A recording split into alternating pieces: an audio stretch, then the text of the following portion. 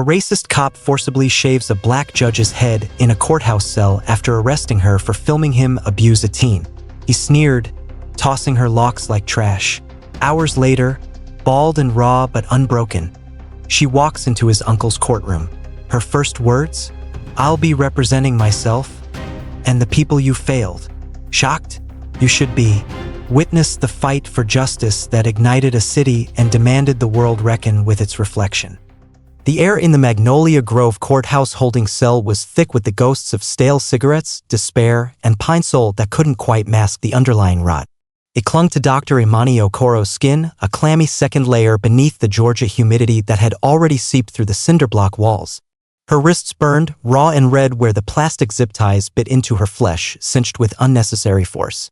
She was 45 years old, a respected jurist, a scholar, and now a prisoner in the bowels of the very system she navigated daily from the other side of the bench. Across the narrow space, Officer Vaughn stood, a monument to brutish authority.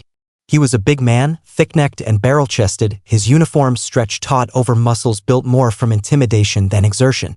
The short sleeves revealed a faded but unmistakable Confederate battle flag tattooed on his right bicep, a brazen emblem of the ideology that seemed to fuel his every move. In his meaty hand, he held a pair of buzzing electric clippers, the cord snaking back to a wall socket near the barred door. A sneer twisted his lips, pulling at the edges of his thick mustache. "No dreads in my courtroom, Judge," he growled. The word judge spat out like an epithet. The clippers hummed, a menacing vibration in the stagnant air. Immani flinched involuntarily as he advanced, the metallic scent of the cheap machine filling her nostrils. Her locks, cultivated over 2 decades, were more than hair. They were a tapestry woven with family history, personal milestones, and cultural pride. Each twist held memories, her grandmother's gentle hands, late nights studying at Howard, the weight of the gavel settling in her palm for the first time. They were her crown and inheritance. Vaughn grabbed a thick lock near her temple. The pull was sharp, painful against her scalp. The buzzing intensified, then the sickening rasp of metal teeth shearing through tightly coiled hair filled the cell. Immani squeezed her eyes shut, a single tear escaping, tracing a path through the grime on her cheek. Her voice, when she found it, trembled but held a core of steel forged in countless battles against injustice, both personal and professional.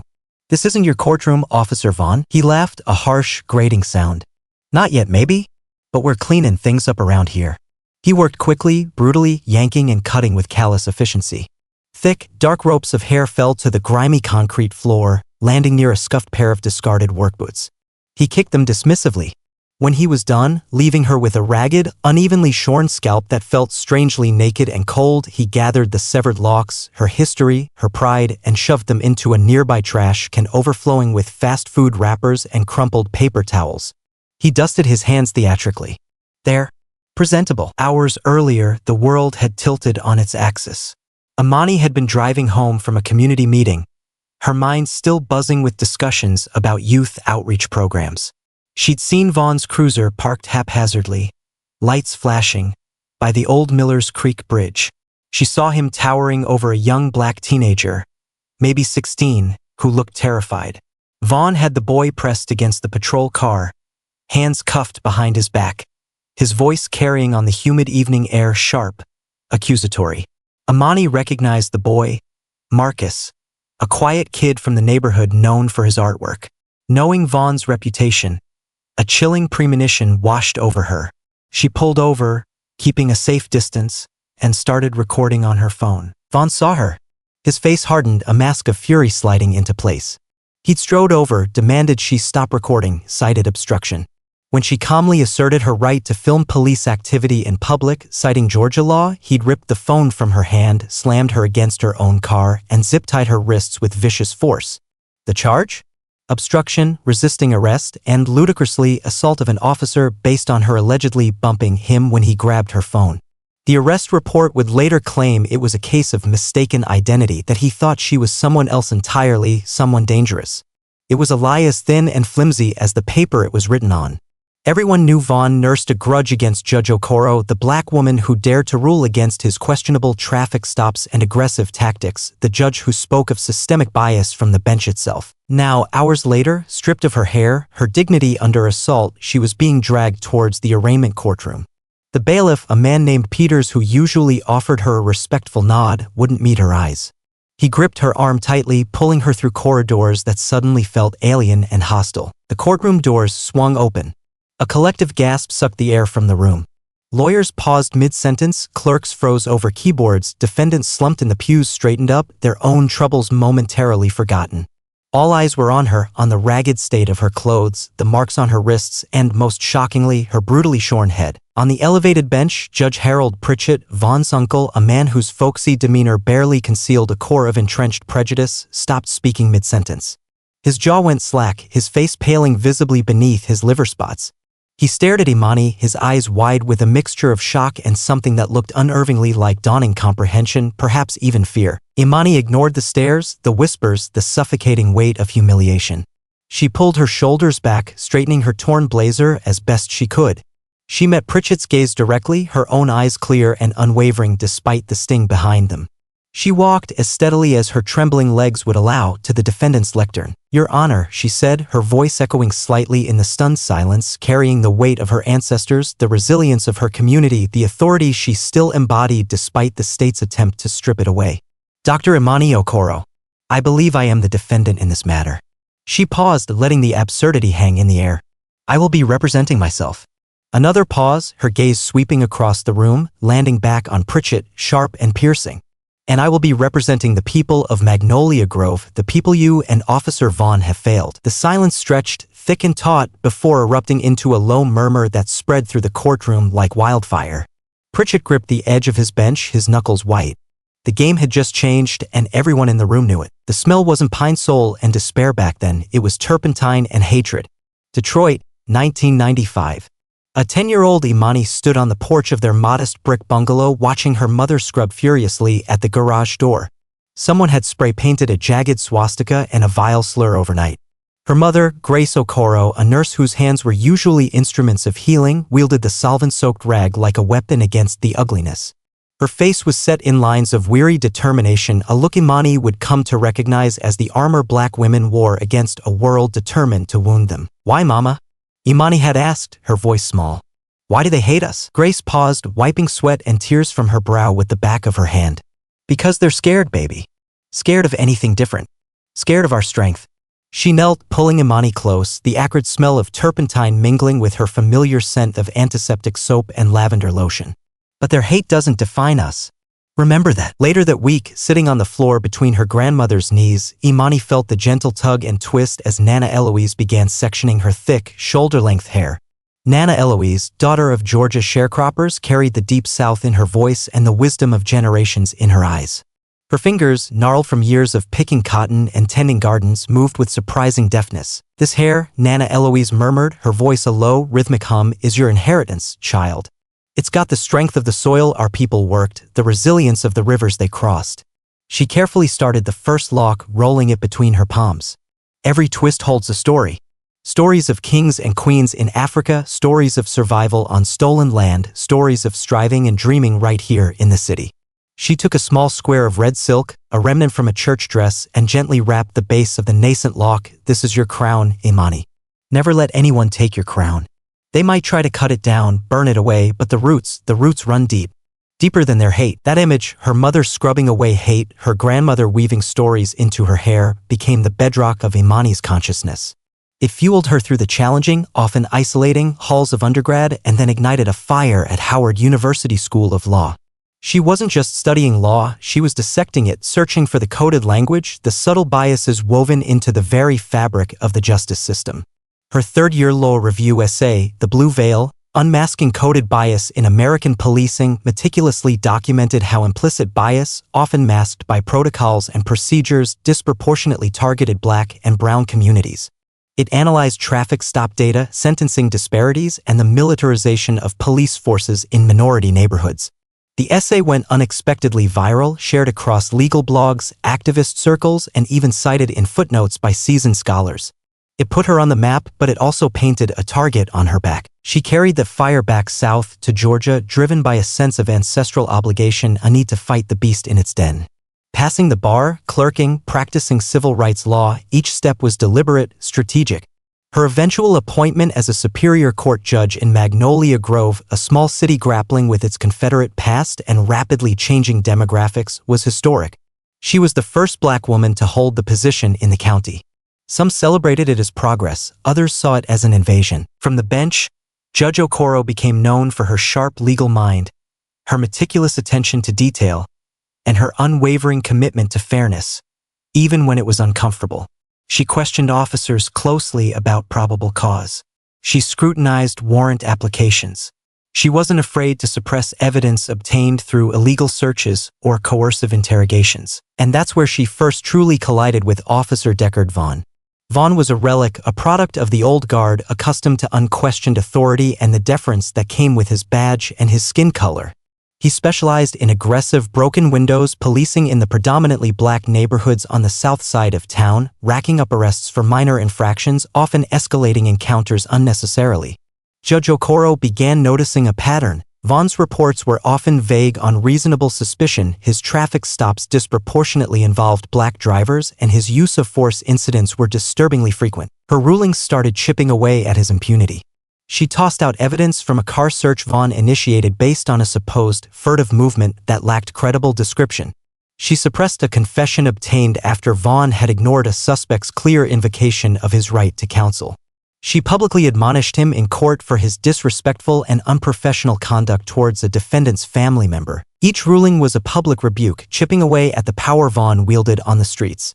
He started staring at her during proceedings, his eyes filled with a cold fury.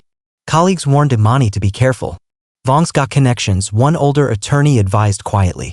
His uncle's Judge Pritchett. He thinks he's untouchable. Immani knew the risks.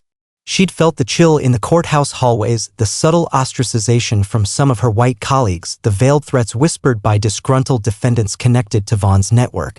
But Nana Eloise's words echoed, the roots run deep.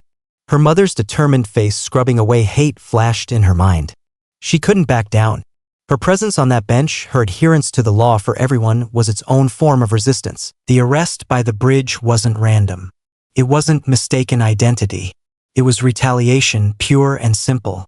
Vaughn, emboldened by his uncle's position and his own festering resentment, had finally found his chance.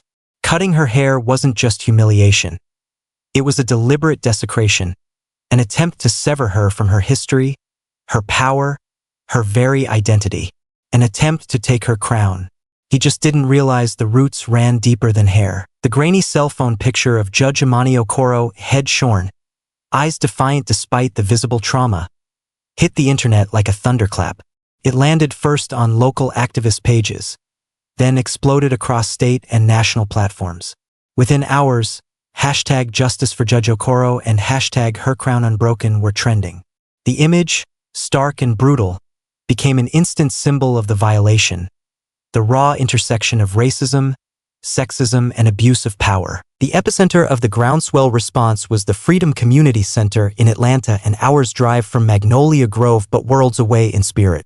Housed in a repurposed church basement, its walls adorned with murals of civil rights icons and local heroes, the center pulsed with righteous anger and organized energy.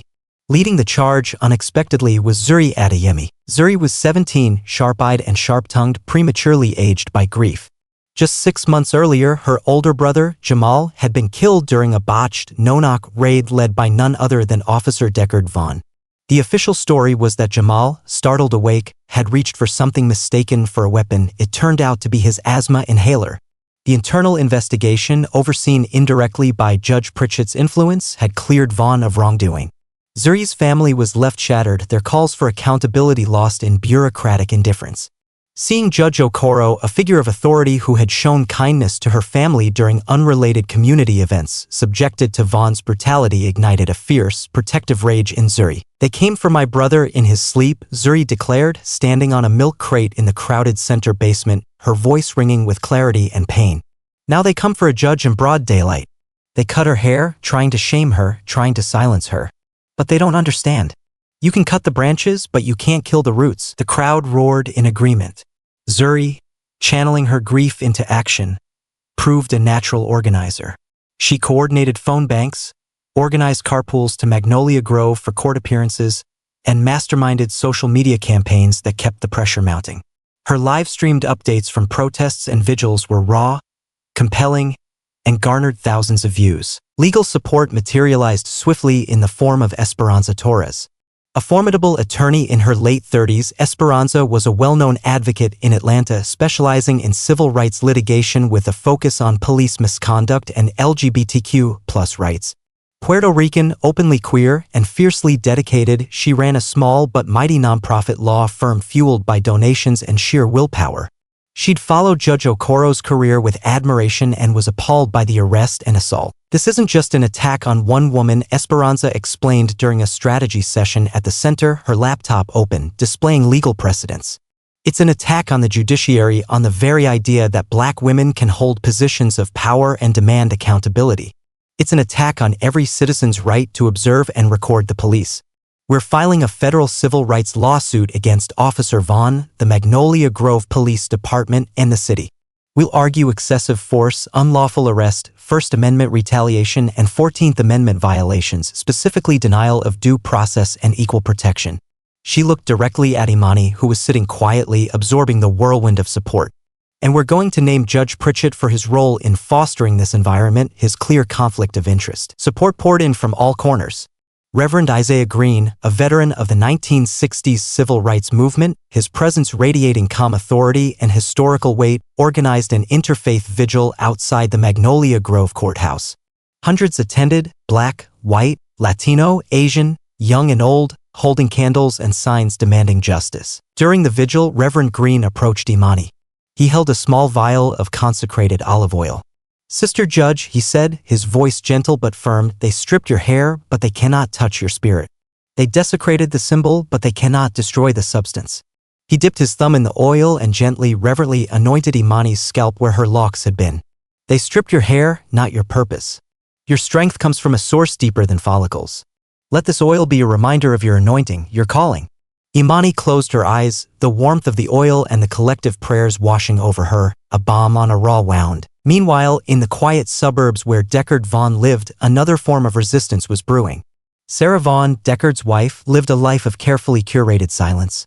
Trapped in a marriage dominated by her husband's volatility and prejudice, she had long harbored a secret sympathy for the targets of his rage, a quiet dissent she never dared voice. She'd seen the casual cruelty, heard the racist jokes, felt the suffocating weight of his entitlement. The attack on Judge Okoro, however, crossed a line she couldn't ignore.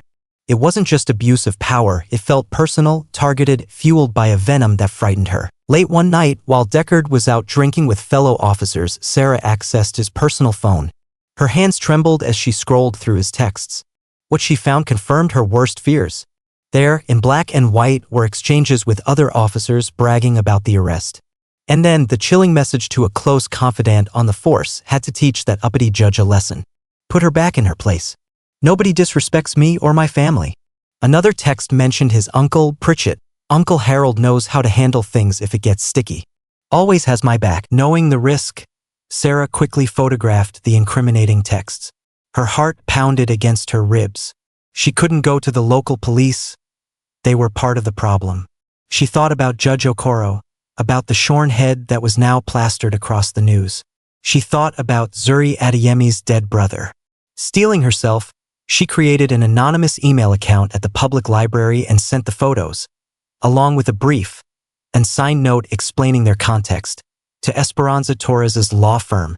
The subject line read, "Evidence against Vaughn." Esperanza received the email late one evening. As she opened the attachments, her eyes widened.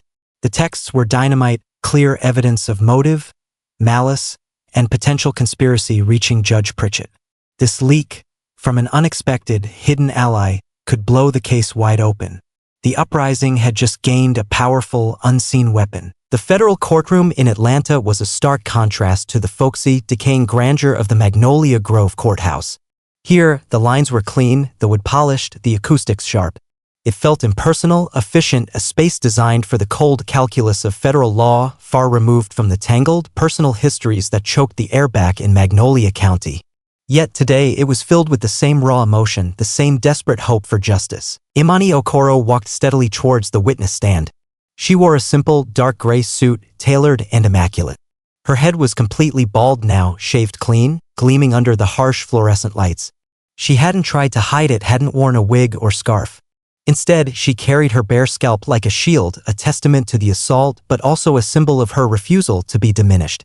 Her composure was absolute, her gaze direct as she swore the oath. Esperanza Torres began her direct examination, her voice calm but insistent, guiding Immani through the events of that fateful evening, the observation of Vaughn harassing young Marcus, the decision to record, Vaughn's immediate aggression, the unlawful arrest, the chilling moments in the holding cell. "And Officer Vaughn used electric clippers on your hair?" Esperanza asked, her voice carefully neutral, letting the horror of the act speak for itself. "Yes," Immani replied, her voice clear. "He forcibly cut off my locks, which I had worn for over 20 years. And what did he say while doing this?" "He said, 'No dreads in my courtroom.'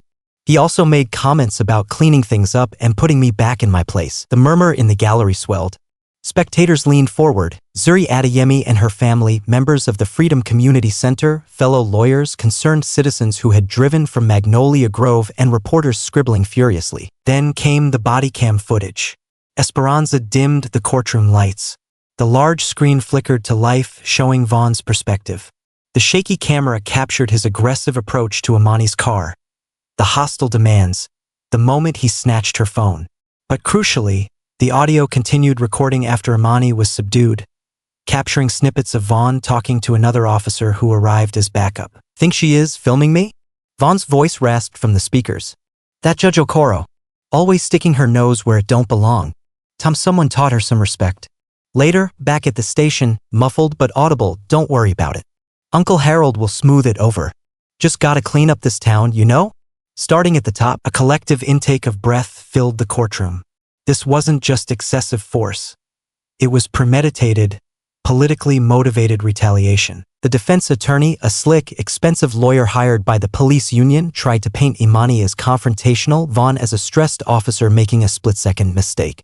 But Esperanza was relentless on cross-examination, using Vaughn's own history of complaints, his documented racial bias in traffic stops, and now the leaked text messages provided by the anonymous source, Sarah Vaughn. "Officer Vaughn," Esperanza said, projecting the damning texts onto the screen, "did you send this message stating you needed to teach that uppity judge a lesson?" Vaughn, sweating profusely under the courtroom lights, turned red.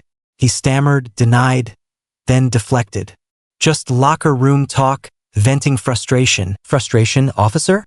Esperanza pressed. "Or malice? Is it also locker room talk when you discuss your uncle, Judge Pritchett, handling things if your actions became problematic?" Pritchett, observing the federal proceedings from the gallery, having been advised not to preside over any related local matters, shifted uncomfortably in his seat. His face was grim, but Esperanza wasn't finished. She had spent weeks digging, following leads sparked by the leaked texts. "Officer Vaughn, are you familiar with an organization known as the Sons of the Confederacy?" Vaughn paled further. "It's a historical society." "A historical society?" Esperanza raised an eyebrow. "Or a documented white supremacist group known for its anti-immigrant rhetoric and its belief in the inherent inferiority of black people." "We have records, Officer Vaughn. Records of your membership dues, photos of you attending their private rallies, online posts under a pseudonym echoing their hateful ideology." She produced the evidence. Photographs, financial records, screenshots of vile online comments linked definitively to Vaughn. The air crackled with tension.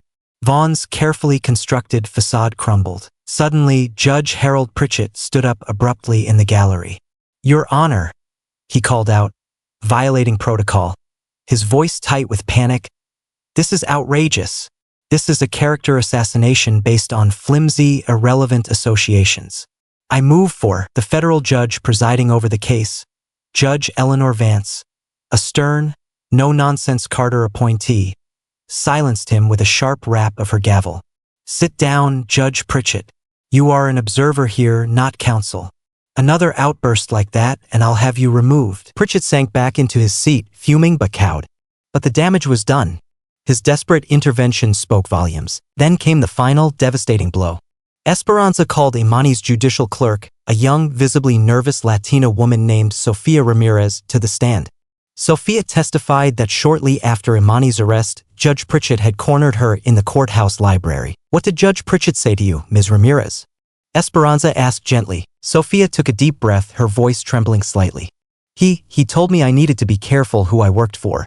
He said Judge Okoro was stirring up trouble, upsetting the natural order of things."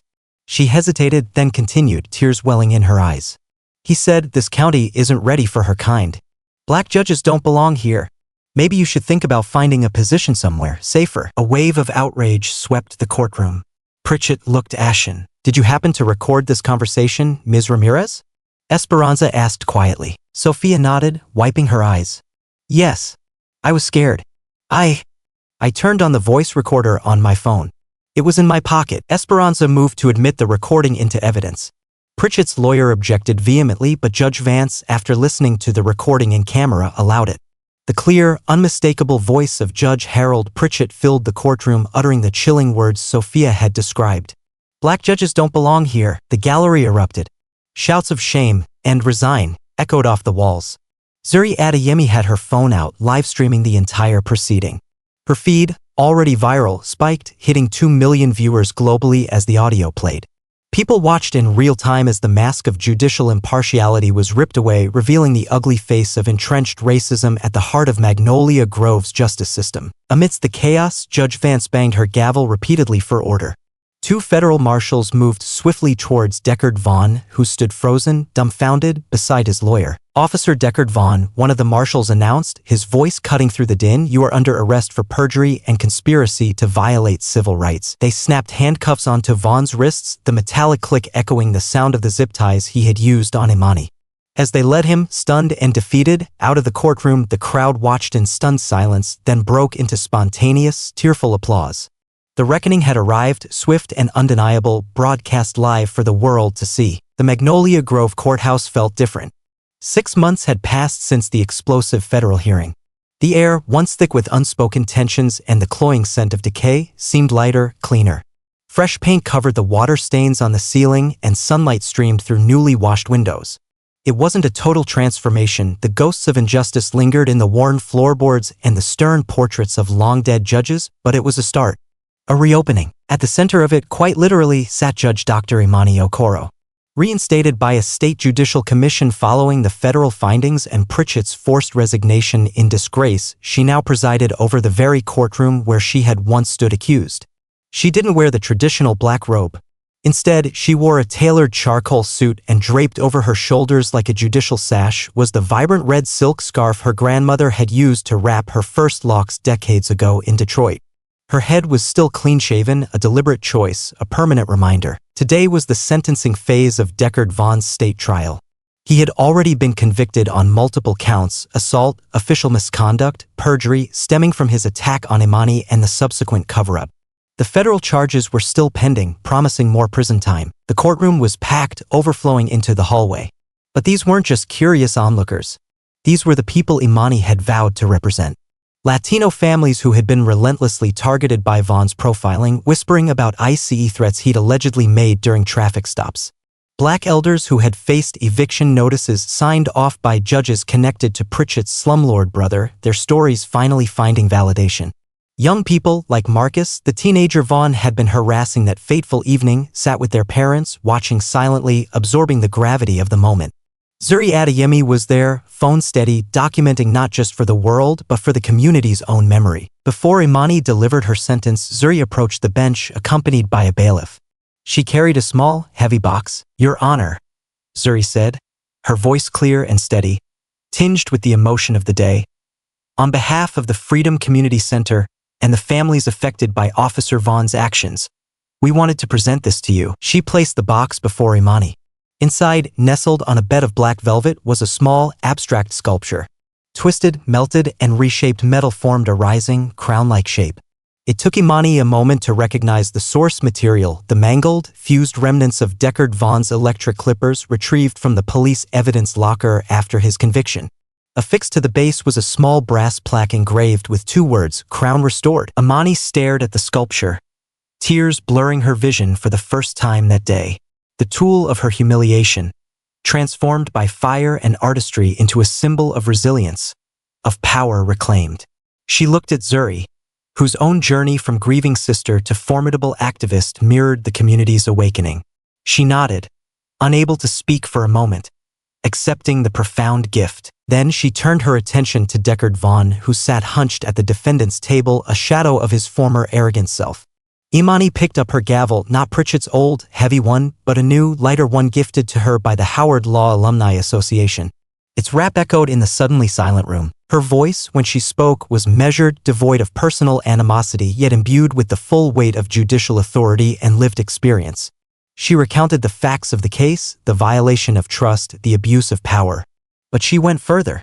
She spoke of the systemic issues that allowed Vaughn's behavior to fester: inadequate training, lack of accountability, the insidious influence of racial bias, and the code of silence that protected officers like him. Her sentence for Vaughn was firm, adhering to state guidelines, but it was her broader ruling, the mandated remedies, that truly signaled a shift.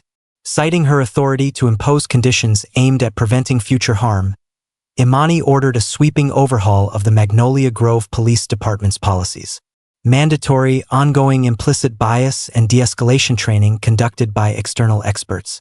The creation of a civilian oversight board with subpoena power, its members chosen by diverse community groups, including the Freedom Community Center. Strict new protocols for bodycam usage and data transparency. A pilot program for community-led policing initiatives in the neighborhoods most affected by aggressive tactics. Justice is not merely punitive, Immani stated, her gaze sweeping across the courtroom, meeting the eyes of the families, the activists, the elders. It must also be restorative and transformative. We cannot simply remove one bad apple, we must examine the health of the entire orchard. These measures are not suggestions, they are court orders. This court will retain jurisdiction to ensure compliance. Vaughn was led away. A quiet sense of catharsis, mixed with the sober understanding that the work was far from over, settled over the room. As Immani rose to leave the bench, the red silk scarf shifting on her shoulders, a little girl, no older than 7, standing near the aisle with her mother, reached out tentatively and touched the vibrant fabric. The girl looked up at Immani, her eyes wide with wonder. "Your Honor," she whispered, loud enough for those nearby to hear. "Can I be a judge too?" Immani paused. She looked down at the child, seeing the reflection of her own younger self, seeing the future Nana Eloise had whispered about. She smiled, a genuine, radiant smile that reached her eyes. "Yes," she said softly, but with absolute conviction. "Yes, you absolutely can." She walked out of the courtroom, head held high, the weight of the scarf a comforting presence, the sculpture box held carefully in her hands. The path ahead was long, the fight for true equality far from won, but something fundamental had shifted in Magnolia Grove. A crack had appeared in the foundations of the old order. True justice wears no wig, it stands bare, unbroken, and demands the world reckon with its reflection. Thanks for watching. Did Judge Okoro's story move you? We hope so. Help keep these stories alive. Like this video, share it far and wide, and subscribe right now so you don't miss the next one. We appreciate you.